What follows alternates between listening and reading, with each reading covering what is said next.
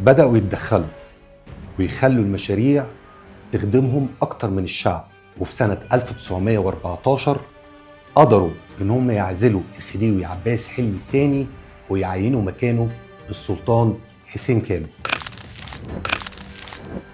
والدنيا اتشقلبت والحرب العالمية قامت، وبريطانيا أعلنت الحماية على مصر، وأي حاجة كان ليها علاقة بالمباني اتحولت لخدمة الجيش.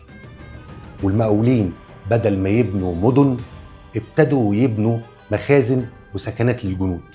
الاستثمار العقاري وقف وبدأنا ندخل اقتصاد اسمه اقتصاد حرب، وابتدت الطبقة المتوسطة إنها تعاني.